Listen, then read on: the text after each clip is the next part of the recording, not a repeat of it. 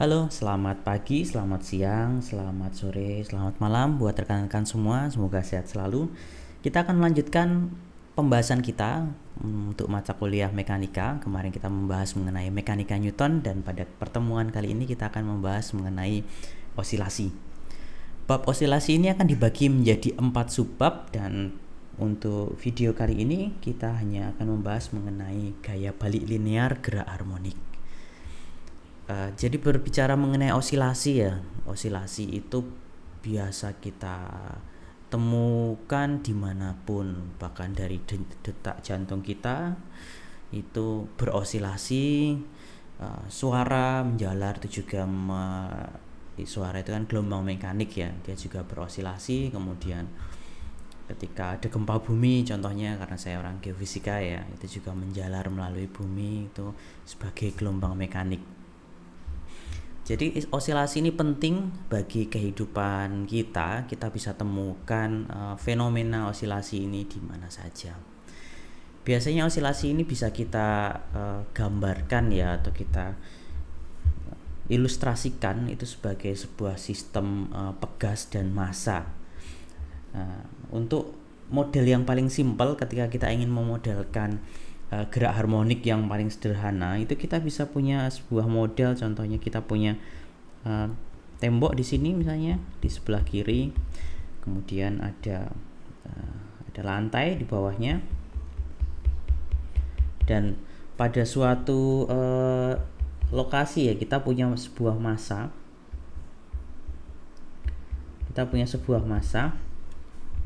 Yang dia antara massa dengan tembok yang di sebelah kiri ini itu dihubungkan dengan satu pegas seperti ini. Oke, jadi kita punya massa, kita punya pegas.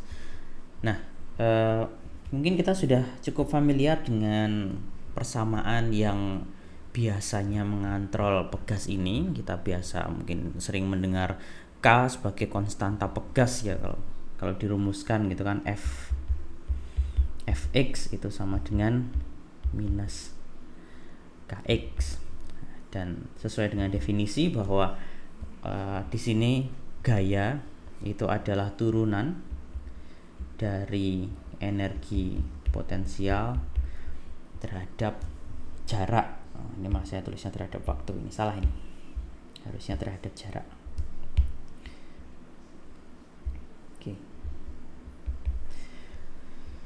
Oke, jadi ini persamaan yang mungkin kita semua sudah familiar. Lah, apa yang disebut X, apa yang disebut K itu adalah konstanta pegas. Tapi kita juga perlu definisikan ya secara geometris apa yang disebut dengan X. Ketika kita punya pegas yang dihubungkan ke tembok ini, dia temboknya tidak bisa bergerak, kemudian dihubungkan ke sebuah massa di mana massanya itu diletakkan di atas lantai yang tidak memiliki koefisien geser ya, jadi dia lantainya itu sangat mulus sehingga pegasnya bisa dengan masanya bisa dengan mudah untuk bergerak ke kanan maupun ke kiri tanpa adanya hambatan gaya gesek. Nah, maka di sistem pegas dan massa ini kita bisa mendefinisikan adanya posisi yang equilibrium. Kita contohkan ya di sini. Misalkan kita anggap di sini adalah posisi equilibrium. Oke, posisi equilibrium ini apa? Ini adalah posisi di mana gaya yang ada di situ adalah 0. Jadi massanya itu tidak bergerak di situ. Itu adalah posisi equilibrium. Kemudian jarak dari tembok ke posisi equilibrium itu kita definisikan sebagai Xe, dan jarak antara massa kita dari posisi equilibrium inilah yang kita namakan X, yang kita digunakan untuk mendefinisikan persamaan yang ada di sebelah kanan ini. Jadi ini gerakan yang sangat sederhana ya. Ini saya beri notasi lagi untuk jarak dari tembok ke posisi massa kita itu adalah X besar.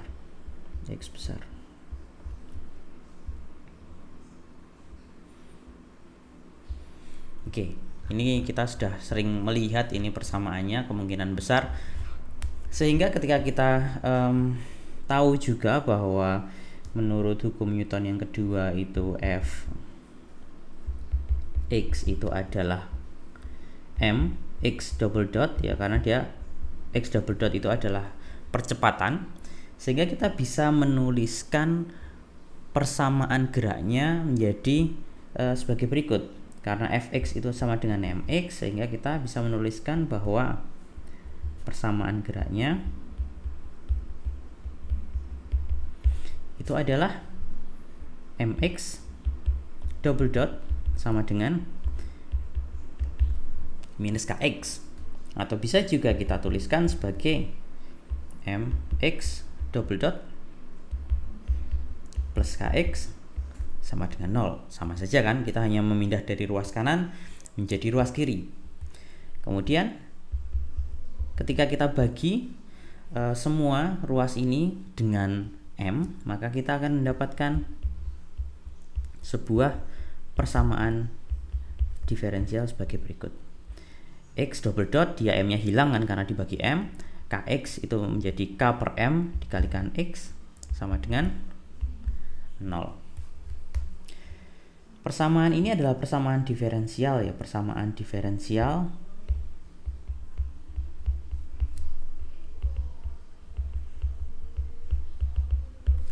orde 2. Disebut orde 2 karena di sini ada x double dot, yang dimana dia x double dot itu adalah d kuadrat x per dt kuadrat.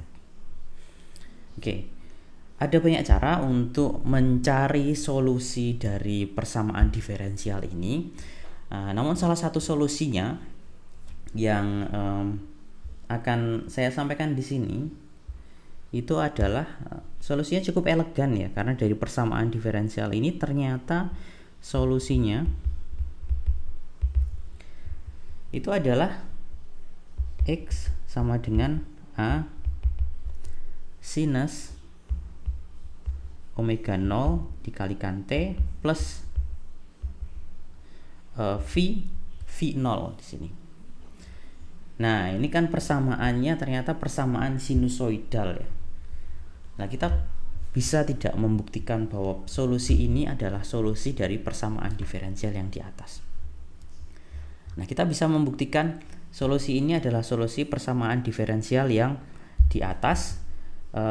Kita sekarang sudah tahu x itu seperti apa. Kemudian kita tahu x double dot itu kita bisa menghitung. Dengan cara pertama kita cari dulu x dotnya. X dot berarti kan dia dx per dt. Diturunkan terhadap waktu.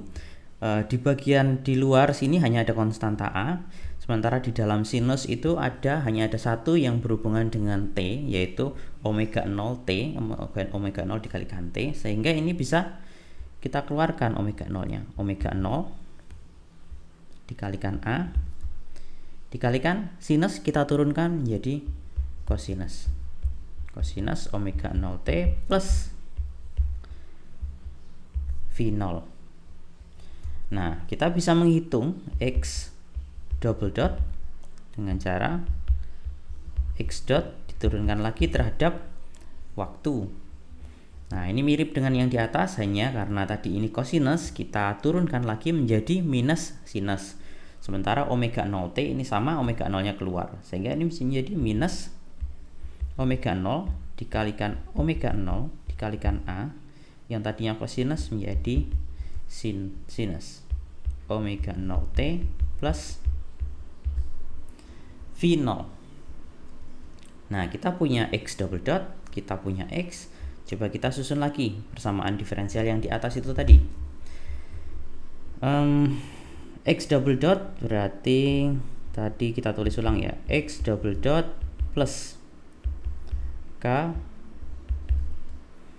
per m dikalikan x sama dengan 0. X double dot itu adalah minus omega 0 kuadrat a sinus omega 0 t plus V0 plus K per M. X itu adalah A dikalikan sinus dikalikan omega 0T plus V0. Nah, ini sama dengan 0. Nah, solusi ini betul menjadi solusi dari persamaan diferensial order 2 yang ada di atas apabila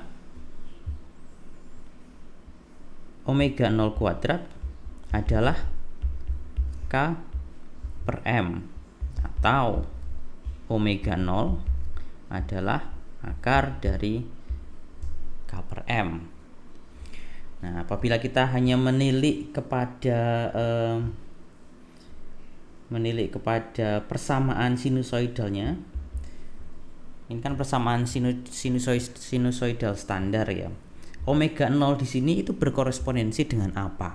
Nah, omega 0 ini berkorespondensi dengan angular frekuensi atau frekuensi sudut. Frekuensi sudut. Jadi omega 0 itu adalah frekuensi sudut. Dia menjadi solusi dari persamaan diferensial apabila omega 0 itu adalah akar dari konstanta pegas kita dibagi dengan massa. Nah, sementara V0 itu adalah initial phase-nya, jadi fase awal dari kondisi massa dan pegas kita, sistem massa dan pegas kita. Oke, karena ini adalah sinyal sinusoidal ya, kalau kita gambar ya, ini saya gambar sumbunya misalnya, sinyal sinusoidal, kita gambar sumbunya. Yang vertikal ini adalah sumbu X, yang horizontal ini adalah sumbu time. Nah, sinyal sinusoidalnya kan bentuknya bisa seperti inilah kira-kira. Nah, pada jenis ini ya, pada persamaan ini ya, pada persamaan solusi ini, persamaan jenis solusi ini, sinusoidalnya itu akan berlangsung selamanya tanpa ada gaya gesek. Maka ketika kita tarik pegasnya, kita lepas ya, dia akan terus beroscilasi selamanya. Dengan periode dan amplitudo yang maksimal dan minimumnya itu tetap. Dengan periode yang sama juga. Jadi dia dari, contohnya untuk gambar yang sudah saya gambarkan ini, dari sini sampai sini, ini adalah satu periode atau bisa saya tulis dengan T0. Nah, setelah T0, setelah satu periode, maka sinyalnya akan sama persis, bentuknya sama persis, fasenya sama persis. Jadi terulang. Nah, secara matematika ini bisa kita tuliskan bahwa omega 0 dikalikan T plus T0. Jadi pada cycle berikutnya, pada gelombang berikutnya, plus V0 itu sama dengan omega 0 T plus V0 plus 2pi. Nah, sehingga kalau dari sini kita bisa menghitung periode dari osilasi kita. Periode itu berarti dia satu gelombang ya, satu gelombang penuh. Jadi periodenya itu adalah T0. T0 di sini bisa kita hitung dengan 2pi per omega 0. Itu, sekarang kita bisa menghitung periodenya. Nah, ketika waktunya itu sama dengan 0, kita kembali tadi ya ke solusi persamaan diferensial yang sudah kita tulis di atas. Solusinya itu adalah X sama dengan A sinus omega 0T plus V0. Nah, ketika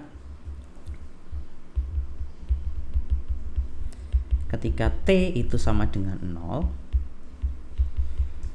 maka amplitudo dari sinyal kita pada saat awal mula itu bisa kita hitung dengan X sama dengan A sinus dari V0. Kenapa? Karena T di atas itu sama dengan 0 sehingga hilang ya di situ. Jadi X sama dengan A dikalikan sinus V0.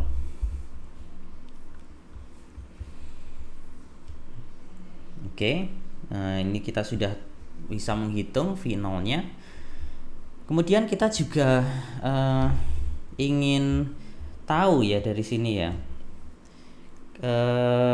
Ketika kita mulai tidak V0-nya itu tidak sama dengan 0 ya, itu agak tricky ya, karena kita harus menebak ini dia amplitudonya itu berapa.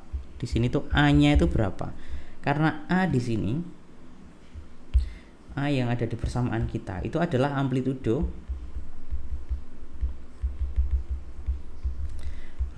maksimal dari osilasi kita. Nah, katakanlah kita punya sinyal dengan fase inisialnya itu V0 dengan frekuensi sudutnya itu omega 0. Nah, kalau kita menilik lagi ke atas tadi, ke solusi dari persamaan diferensialnya ini, nilai X itu akan sama dengan A. Nilai X akan sama dengan A jika omega 0T plus V0 itu adalah sama dengan 2pi. Pi per 2. Pi per 2.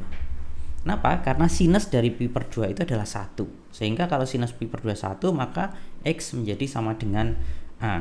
Nah, dari sini kita bisa menghitung W0 ini T0, W0 T0 itu adalah pi per 2 minus V0.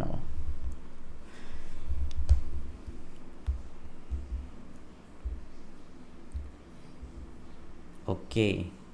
Nah, kadang orang juga menyebut frekuensi ya. Jadi selain frekuensi sudut, kita juga mengenal frekuensi. Nah, frekuensi ini biasanya dituliskan atau dinotasikan sebagai F. Nah, di sini saya tuliskan F0 di sini.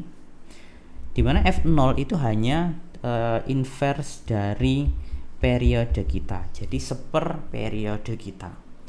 Nah, jangan sampai tertukar antara F0 dan omega 0. Nah, di sini F0 itu adalah jumlah gelombang per detik, sedangkan omega 0 itu adalah frekuensi sudut. Atau biasanya itu adalah radian per second. Jadi kalau F0 itu adalah jumlah gelombang per detik, kalau omega 0 itu adalah radian per second. Nah, dari sini kita bisa menghitung bahwa kita punya tadi T0 tadi kita mana di atas. Nah, T0 tadi ada di atas. Jadi T0 itu 2pi per omega 0. Kita bisa tahu F0-nya itu seperti 0. Maka omega 0 itu adalah 2pi dikalikan F0. Kemudian F0 itu juga tadi seper T0. Nah, kita juga bisa memasukkan dari yang di atas ini ya tadi ya. T0 itu adalah 2pi per omega 0, berarti dia itu sama dengan omega 0 per 2pi, ini hanya dibalik saja. Kemudian kita tahu di atas bahwa omega 0 itu adalah akar dari K per M, sehingga ini menjadi 1/2 pi K per M. Nah oke, ini sampai sini dulu untuk video yang sekarang. Nanti akan kita lanjutkan kepada materi yang berikutnya. Terima kasih.